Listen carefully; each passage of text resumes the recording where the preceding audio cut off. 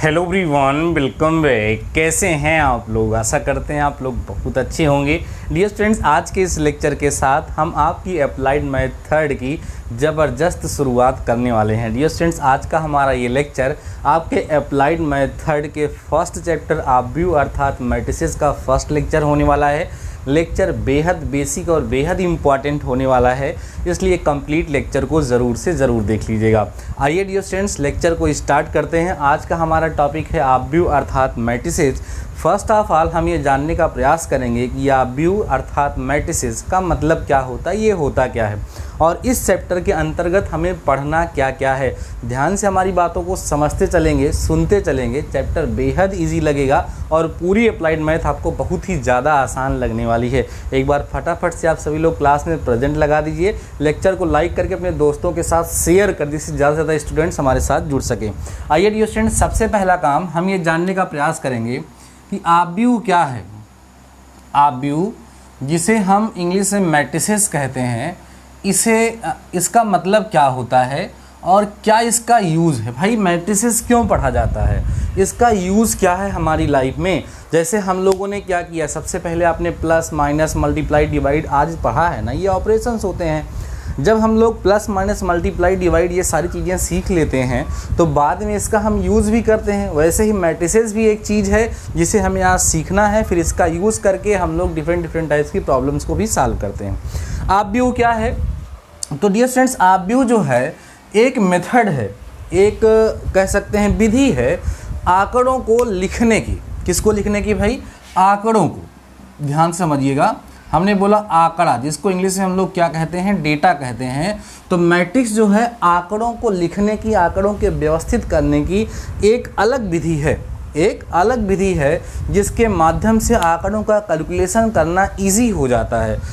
इस समय जब आपको पढ़ाया जाएगा तो आप ये सोचेंगे यार इतना तो इजी नहीं है जितना सर बता रहे, इससे अच्छा तो हम डायरेक्ट प्लस माइनस कर लें। नहीं, आगे चल के जब बड़े बड़े कैलकुलेशन होते हैं, जैसे जो साइंटिफिक कोई रिसर्च चल रही है उसमें जो कैलकुलेशन होता है, या सपोज़ करिए इंजीनियर्स कोई बिल्डिंग वगैरह तैयार कर रहे हैं, उसके लिए जो कैलकुलेशन होती है वो कैलकुलेशन डायरेक्टली नहीं हो पाती है, बेसिक कैलकुलेटर से हमारे नहीं हो पाती है। इसलिए उन डेटास को मैट्रिक्स के फॉर्म में कन्वर्ट करते हुए सॉफ्टवेयर की हेल्प से उस तरह का कैलकुलेशन किया जाता है।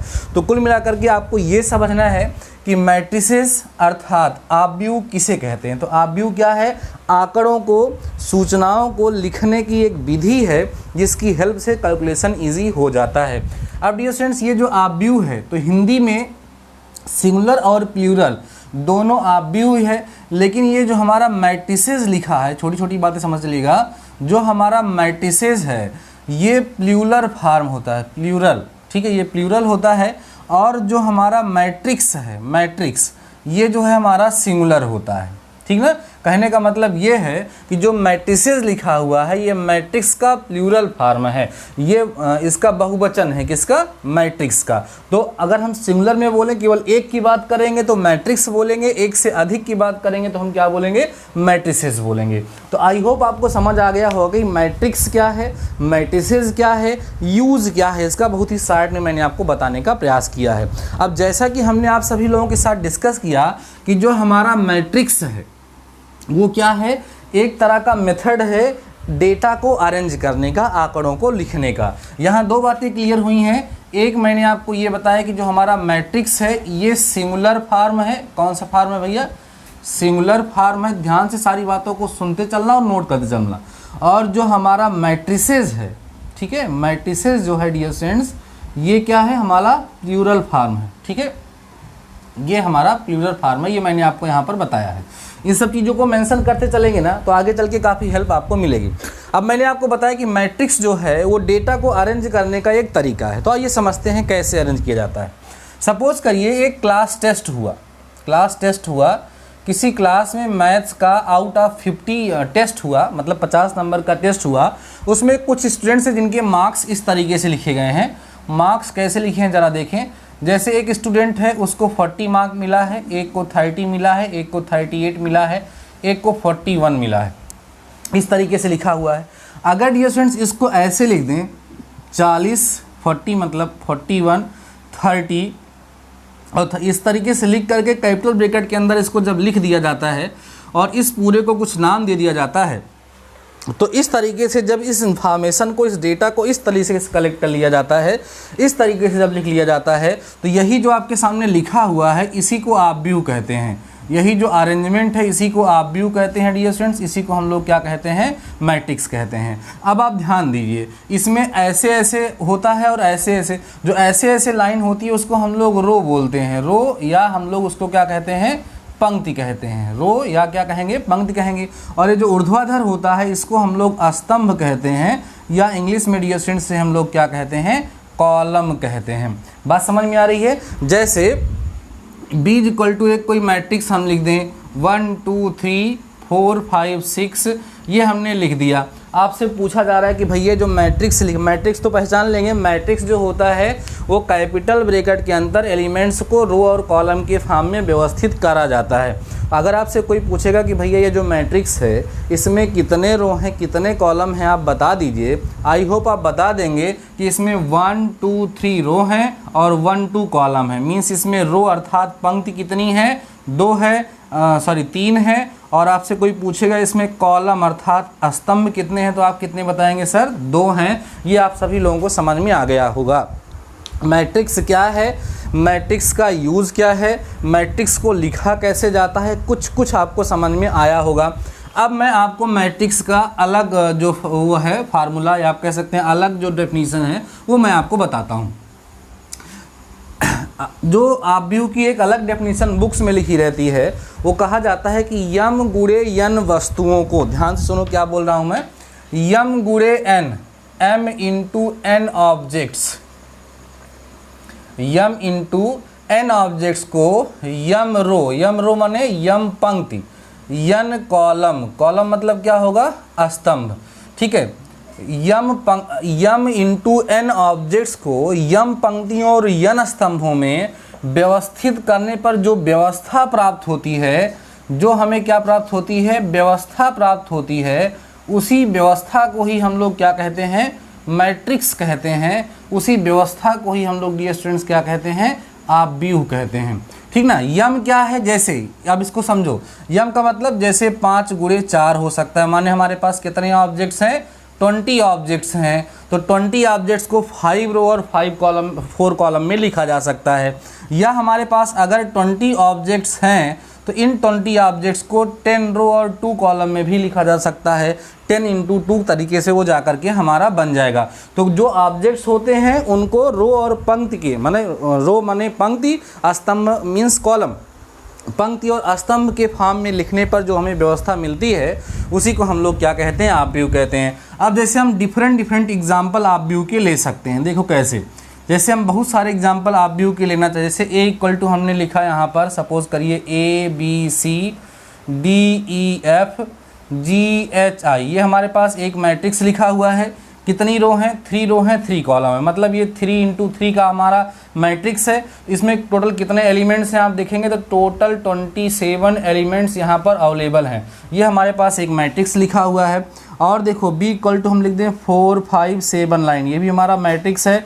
कितना रो हैं, 2 रो हैं और 2 कॉलम है, माने 2 × 2 इस तरीके से इसको हम लोग लिख सकते हैं। तो आई होप आपको समझ में आ गया होगा कि मैट्रिक्स क्या है। m × n ऑब्जेक्ट्स को, m की वैल्यू 4 5 6 ऐसे अलग अलग हो सकती है, n की भी, m × n ऑब्जेक्ट्स को m रो और n कॉलम में अरेंज करने को ही, जो हमें अरेंजमेंट फाइंड होता है उस अरेंजमेंट को हम क्या कहते हैं, मैट्रिक्स कहते हैं। उसे हम क्या कहते हैं डियर स्टूडेंट्स, आप व्यू कहते हैं।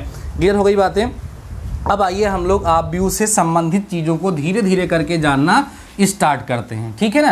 ध्यान से हमारी बातों को सुनते चलेंगे, सारे टॉपिक बेहतर तरीके से आपको समझ में आएंगे। बिल्कुल हड़बड़ाना नहीं है, स्टार्टिंग का लेक्चर है, नई चीज़ सीख रहे हो, आसानी से सीखो, ठीक है ना। ये ध्यान रखिएगा, कहीं पर भी स्किप मत करिएगा, पूरा लेक्चर देखेंगे तभी इसका डियर स्टूडेंट्स आपको फ़ायदा मिलने वाला है।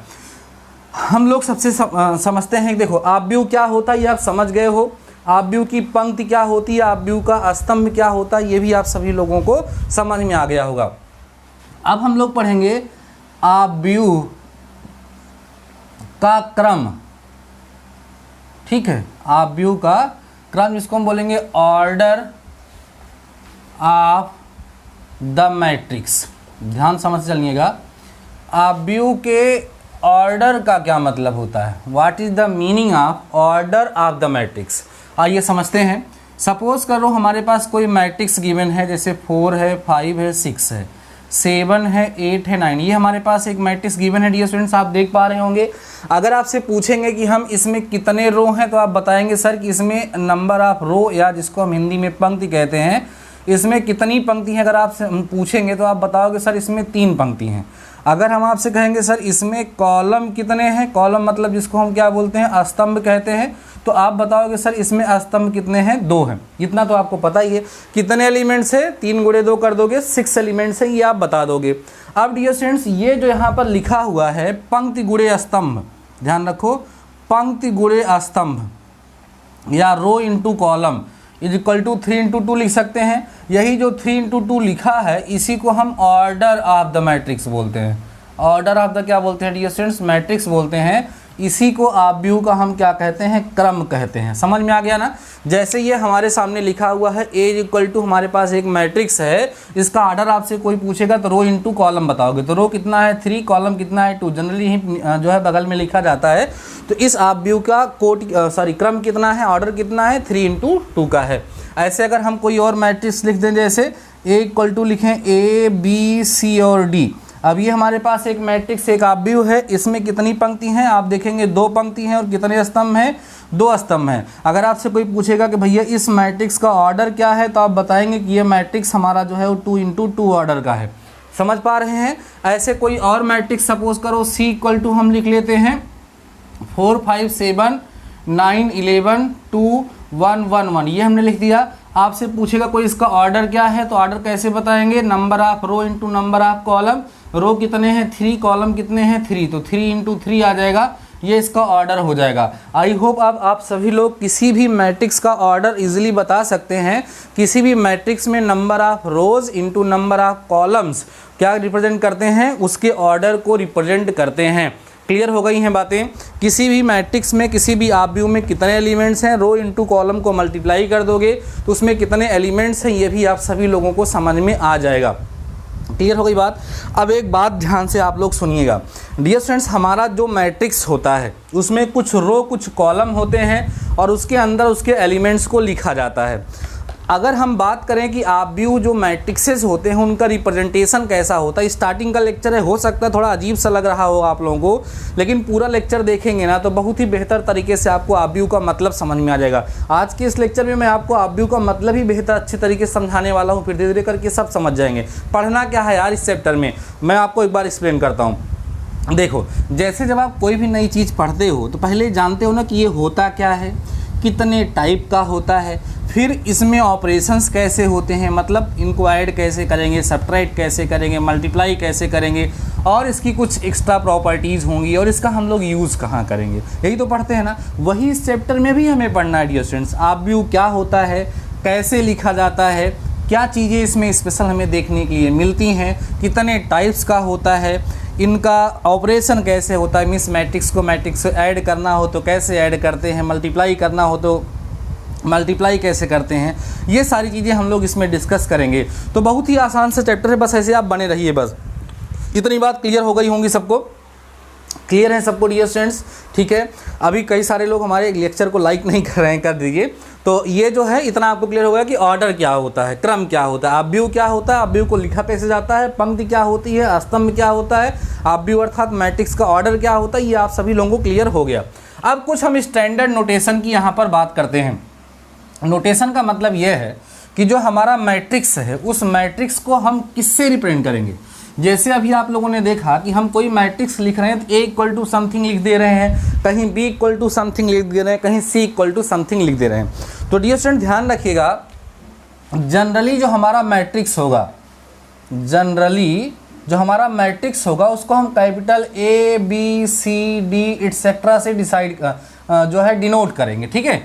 इन सब में से किसी को भी हम यूज़ कर सकते हैं, लेकिन जब कहीं सिंगल केवल एक मैट्रिक्स की बात होती है तो हमारा जो मैट्रिक्स होता है वो ए से ही अक्सर जो है डिनोट होता है। पूरे मैट्रिक्स को हमेशा कैपिटल ए, कैपिटल बी या कैपिटल सी से डिनोट करा जाता है। जैसे ए इक्वल टू हमने लिख दिया X Y Z P Q R S, ये हमारे पास मैट्रिक्स हमने यहाँ पे लिख दिया। इसका ऑर्डर क्या है बताइए आप, 2 इंटू 3, 2 इंटू 3 का ऑर्डर का ये मैट्रिक्स है। इस पूरे मैट्रिक्स को किससे रिप्रेजेंट किया गया है, कैपिटल ए से रिप्रेजेंट किया गया है, ठीक ना। अब आप ध्यान से सुनो, ध्यान से हमारी बात को सुनो। अब जो मैं आपको बताने वाला हूँ वो बड़ा इंपॉर्टेंट होने वाला है। देखो एक कोई और एग्जाम्पल लिखो, जैसे ए इक्वल टू हमारे पास कोई मैट्रिक्स लिख दिया 2 4 5 7 9 11, ठीक ना।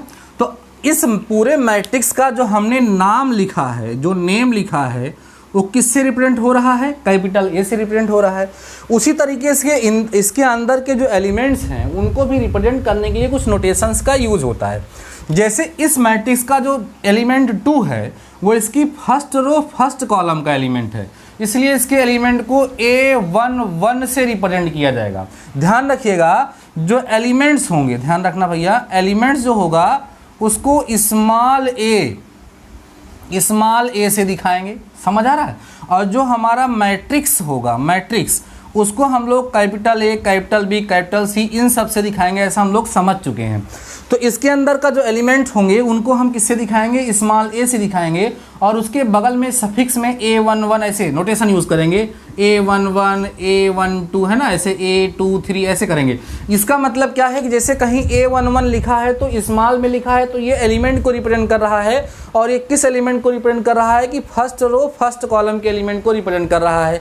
A12 किसको रिप्रेजेंट कर रहा है, इस मैट्रिक्स के फर्स्ट रो सेकेंड कॉलम के एलिमेंट को रिप्रेजेंट कर रहा है। ये किसको रिप्रेजेंट कर रहा है डियर स्टूडेंट्स, ये सेकेंड रो थर्ड कॉलम को रिप्रेजेंट कर रहा है। इसी तरीके से जो है एलिमेंट्स का क्या होता है, रिप्रेजेंटेशन होता है। जैसे अगर आपसे कोई पूछे कि 7 कौन सा एलिमेंट है, तो देखो ये फर्स्ट रो और सेकंड कॉलम के एलिमेंट है। तो A12 अगर वैल्यू पूछेगा आपको कोई, तो आप क्या बताओगे, 7 बताओगे। जैसे 11 क्या है, तो देखो किस रो में है, थर्ड रो में, और किस कॉलम में है, सेकंड कॉलम में है। तो third row second column, A32 equal to कितना आएगा, 11 आएगा। तो ध्यान रखेंगे जो हमारे एलिमेंट्स होंगे, मैट्रिक्स के जो एलिमेंट्स होंगे उनको हम AIJ से दिखाते हैं, जहां I किसको रिप्रेजेंट करता है, रो को, और जो है J किसको रिप्रेजेंट करता है डियर स्टूडेंट्स, कॉलम को रिप्रेजेंट करता है। इस चीज़ को आप सभी लोग क्या करेंगे, ध्यान रखेंगे।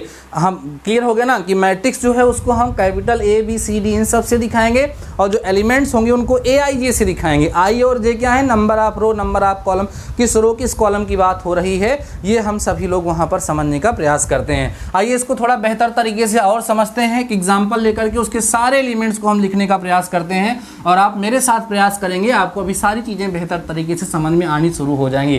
कॉपी और पेन लेकर के नहीं बैठे हो तो बहुत बड़ी गलती कर रहे हो, कॉपी और पेन लेकर के बैठो, जो चीज़ें आपको बताते चल रहा हूँ उसको सुनते चलो और नोट करते चलो। देखो कभी भी डियर स्टूडेंट्स लेक्चर को ऐसे मोबाइल लेकर के आप मूवी की तरह देखेंगे ना, तो उससे आपको फ़ायदा नहीं मिलेगा। आप सभी लोगों को आराम से, जैसे आप पढ़ाई करते हैं ना, वैसे बैठ करके मोबाइल सामने रखिए, कॉपी और पेन निकालिए और स्टडी करिए। ऐसा लगे कि हमारी ऑफलाइन क्लास चल रही है, देन उसका प्रॉफिट आपको 100% मिलता है, ठीक है ना। आइए बात करते हैं। जैसे सपोज करो हमारे पास कोई मैट्रिक्स हो गया, ये है 2 4 5 7 9 11 2 8 5। आइए देखते हैं जो हम सभी लोगों ने सीखा है वो क्या क्या हम सभी लोग सीख चुके हैं। हम लोग सीख चुके हैं कि यह हमारा एक मैट्रिक्स है, कैपिटल A से रिप्रेजेंट किया गया है। इसमें रो कितने हैं, फर्स्ट सेकेंड थर्ड, 3 रो हैं। कॉलम कितने हैं, 3 कॉलम है। इसका ऑर्डर क्या है सर, 3 इंटू 3 का इसका क्या है, ऑर्डर है। नंबर ऑफ एलिमेंट्स क्या है आप बता देंगे सर, 9 एलिमेंट्स है। आप बस अब टेंशन मत लीजिए, आगे बढ़ जाइए। अब अगर हम आपसे पूछें कि सर इस मैट्रिक्स में A22 की वैल्यू बताओ, A22 क्या है, एक एलिमेंट है। वो कौन है, सेकेंड रो सेकेंड कॉलम। ये सेकेंड रो है और ये सेकेंड कॉलम है। तो सेकेंड रो सेकेंड कॉलम में कौन आ रहा है, 3। तो 9 A22 की वैल्यू कितनी हो जाएगी डियर स्टूडेंट्स, 9 हो जाएगी। आई होप आपको समझ में आ चुका होगा। क्लियर हो रही हैं बातें, आगे समझो। अब आगे हम जब बढ़ते हैं, जैसे हम आपसे पूछें A31 बताओ, तो third row first column, third row ये है, फर्स्ट कॉलम ये है, तो कौन आएगा इसमें, 5 आएगा। तो A31 की वैल्यू कितनी हो जाएगी, 5।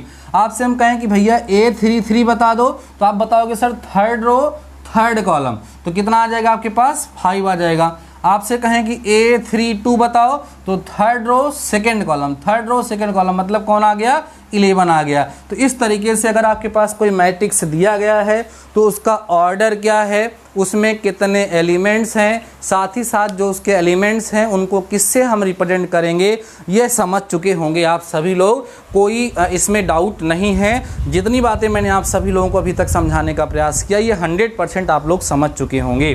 अब आइए हम लोग समझते हैं जनरल फॉर्म ऑफ मैट्रिक्स। क्या क्या समझ चुके हो इसको बार बार दिमाग में रखो। मैट्रिक्स क्या होता है, मैट्रिक्स का यूज़ कहाँ होता है, मैट्रिक्स को रिप्रेजेंट कैसे किया जाता है, मैट्रिक्स में रो क्या होते हैं, मैट्रिक्स में कॉलम क्या होते हैं, मैट्रिक्स का ऑर्डर क्या होता है, ये सारी बातें हम लोग डिस्कस कर चुके हैं। मैट्रिक्स को रिप्रेजेंट किससे करते हैं, मैट्रिक्स के एलिमेंट्स को किससे रिप्रेजेंट करते हैं, ये सारी बातें हमारी हो चुकी हैं। अब हम जानने वाले हैं जनरल फॉर्म ऑफ मैट्रिक्स। ध्यान समझना, जनरल फॉर्म ऑफ मैट्रिक्स, जिसको हम लोग बात करें इसको हिंदी में कहेंगे आव्यूह का व्यापक रूप। ध्यान देना भैया, इसको बोलेंगे आव्यूह का व्यापक रूप।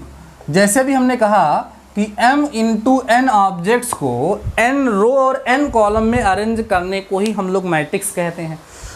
तो क्या हो सकते हैं नंबर ऑफ रोज और नंबर ऑफ कॉलम? क्या नंबर ऑफ रोज 10, 100, 200 भी हो सकते हैं क्या? यस सर, हो सकते हैं। m और n कोई भी डिफिनेट वैल्यू हो सकती है, लेकिन वो क्या होना चाहिए, होल नंबर होना चाहिए। तो उसके हिसाब से ये कहा गया कि कितना बड़ा सा बड़ा मैट्रिक्स हमारा बन सकता है, और जितना बड़ा सा बड़ा मैट्रिक्स हमारा बन सकता है उसको लिखने का तरीका क्या है वो सर मुझे बता दीजिए। तो वो मैं आपको बताने वाला हूँ। देखो, जो मैट्रिक्स होगा उसको हम लोग कैपिटल ए से दिखाएंगे, और मैट्रिक्स के अंदर जो एलिमेंट्स होंगे उनको बताया गया A11, A12, A13 dot dot dot A1n। मैंने लिखा ये फर्स्ट रो फर्स्ट कॉलम का element, first row second column के element, first row third column के element, first row nth column के एलिमेंट। अब इसके बीच में कितने हैं कंफर्म नहीं, n की वैल्यू क्या है, वेरिएबल है, ये वेरी कर रही है। ऐसे ही A21, A22, A23 dot dot dot A2n।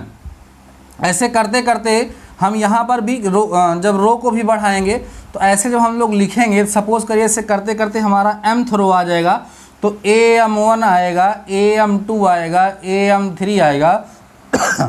इसको हम लोग ऐसे करते करते यहाँ पर हमारे पास आ जाएगा AMn। देख रहे हैं आप सभी लोग? तो ये मैट्रिक्स का जो होता है वो जनरल फॉर्म होता है, इसका व्यापक रूप होता है। यहाँ पर आप देखो नंबर ऑफ रो कितने हैं, 1 2 3 4 5, लास्ट में कितना है m, तो कितने रो हो गए, m रो हो गए। कॉलम कितने हैं 1 2 3 4 डॉट डॉट डॉट n करते हुए, तो ये n हो गया। ये जो आपके सामने लिखा हुआ है डियर स्टूडेंट्स, यही मैट्रिक्स अर्थात आव्यूह का व्यापक रूप है, उसका जनरल फॉर्म है। इसके अंदर सारे मैट्रिक्स क्या हैं, समाहित हैं। आई होप आपको समझ में आ चुका होगा। अब अगर इसी मैट्रिक्स को शार्ट में लिखना हो तो कैसे लिखेंगे, शार्ट में इसको हम लोग कैसे नोटेट करेंगे, तो A इक्वल टू लिखा जाएगा ऐसे AIJ m इंटू n। इसको शार्ट में लिखने का ये तरीका होगा, ज़रा ध्यान से समझ लीजिए। ध्यान दो, हमने क्या बताया, A इक्वल टू AIJ कौन है, एलिमेंट्स। अब I और J की वैल्यू बदलेगी, I की वैल्यू 1, J की वैल्यू 1 होगी तो ये आ जाएगा, I की वैल्यू 1, J की वैल्यू 2 तो ये आ जाएगा, ऐसे होते हुए सब चला जाएगा। तो इसलिए इस तरीके से शार्ट में हम सभी लोग आव्यूह को क्या करते हैं, नोटेट करते हैं। इस चीज़ को आप सभी लोग समझ लिए होंगे कि अगर हमारा कोई मैट्रिक्स है A, उसे हमें एलिमेंट्स के फॉर्म में लिखना है तो AIJ m इंटू n करके हम सभी लोग वहाँ पे लिखते हैं, जहाँ हमारा AIJ जो है वो उस मैट्रिक्स के एलिमेंट्स को डियर स्टूडेंट्स क्या करता है, रिप्रेजेंट करता है, प्रदर्शित करता है। आई होप ये चीज़ें आप सभी लोगों को समझ में आ चुकी होंगी। क्लियर हैं? इतने सारे कंसेप्ट आपके समझ में आ गए हैं। इसको आप लोग नोट कर सकते हैं या स्क्रीनशॉट लिख सकते हैं। ठीक है, मैट्रिक्स का जो है व्यापक रूप क्या होता है, मैट्रिक्स का जनरल फॉर्म क्या होता है, ये आप सभी लोगों को समझ में आ गया होगा। ठीक है ना, और इसको आप सभी लोग नोट कर सकते हैं। अब हम आगे बढ़ेंगे। आइए भाई, धीरे धीरे करके हम लेक्चर को आगे की तरफ बढ़ा रहे हैं। डियर स्टूडेंट्स, आप सभी लोगों को लेक्चर कैसा लग रहा है? आज फर्स्ट डे है हमारा ये, और आप सभी लोगों को कैसे लग रहा है, कितना समझ में आ रहा है, कमेंट सेक्शन में ज़रूर बताइएगा। अगर आपको कहीं पर किसी प्रकार का डाउट होगा, हिंदी, इंग्लिश या किसी भी प्रकार की समस्याएं आ रही होंगी, तो उसको कमेंट सेक्शन में आप बताइएगा, जिससे हम नेक्स्ट लेक्चर में उस पर सुधार कर सकें और आपको बेहतर कंटेंट दे सकें, आपको किसी प्रकार की समस्या ना हो। तो क्या क्या हम लोग सीख लिए सर? मैट्रिक्स अर्थात आप, मैं बार बार रिवाइज करते हुए चल रहा हूँ, आप व्यू क्या होता है, आप व्यू मतलब कैसे रिप्रेजेंट करते हैं, आप व्यू का क्रम क्या होता है, ठीक है, जिसको हम लोग ऑर्डर बोलते हैं, रो क्या होते हैं, कॉलम क्या है। अब एक चीज़ और सुन लीजिए, जैसे हमारे पास कोई मैट्रिक्स है, ये 2 4 5 7 9 11, कितने ऑर्डर का है? 3 × 2 का हमारा ये मैट्रिक्स है। क्यों? क्योंकि इसमें 3 रो हैं, ये 3 रो हैं। तो डियर स्टूडेंट्स, किसी भी मैट्रिक्स में जो रोज होते हैं उनको R1 R2 R3 इट्सेट्रा से डिनोट किया जाता है। R1 का मतलब फर्स्ट रो, R2 का मतलब सेकेंड रो, R3 का मतलब थर्ड रो। ऐसे ही जो हमारे कॉलम मतलब स्तंभ होंगे, इनको हम लोग C1 से C2 से C3 से इट्सेट्रा से डिनोट करते हैं। C1 का मतलब फर्स्ट कॉलम, C2 का मतलब सेकेंड कॉलम, ऐसे ही C3 का मतलब जो होता है वो थर्ड कॉलम होता है। इतनी बातें आपको समझ में आ चुकी होंगी। तो मैट्रिक्स का व्यापक रूप क्या होता है ये भी हम सभी लोग जान चुके हैं। अब आइए कुछ छोटे छोटे डाउट्स हम लोग क्लियर करते हैं, कुछ आपको टास्क के फॉर्म में प्रोवाइड कराते हैं। अब एक मिनट सुनिए, इसके आगे अब हमें क्या पढ़ना है, आप व्यू क्या है, मैट्रिक्स क्या है, ये आपको बेहतर तरीके से समझ में आ चुका है, इसमें किसी प्रकार का कोई डाउट नहीं होगा आपके माइंड में। अब हमारा टॉपिक होगा टाइप्स ऑफ मैट्रिसेस। जैसे अगर हमारे पास कोई मैट्रिक्स है, उसमें केवल एक ही रो हो या एक ही कॉलम हो, तो उस मैट्रिक्स को क्या नाम दिया जाएगा। ऐसा भी हो सकता है किसी मैट्रिक्स में रो और कॉलम सेम हो जाए तो उसको क्या नाम दिया जाएगा। अगर किसी मैट्रिक्स में रो ज़्यादा है कॉलम कम है तो उसको क्या नाम दिया जाएगा। इस तरीके से रो और कॉलम के बिहाफ पर, उनकी प्रॉपर्टीज़ के बिहाफ पर मैट्रिक्स को कई कैटेगरी में, कई प्रकार में बांटा गया है। वो हमारा नेक्स्ट लेक्चर का जो है टॉपिक होगा। अभी आज के इस लेक्चर में मैं आप सभी लोगों को कुछ टास्क देने वाला हूँ। मैं ये मतलब जानना चाहता हूँ कि आपको समझ में कितना आया है।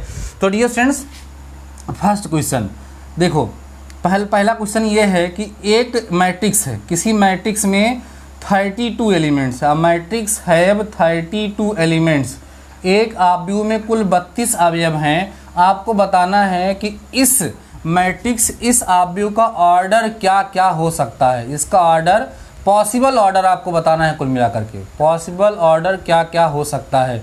नहीं समझ रहे हो, एक मैट्रिक्स है उसमें कितने एलिमेंट्स हैं, 32 एलिमेंट्स हैं, उसका पॉसिबल ऑर्डर क्या हो सकता है। जैसे 16 × 2 हो सकता है, 16 रो हो और 2 कॉलम हो, ऐसे क्या क्या हो सकता है आपको बताना है।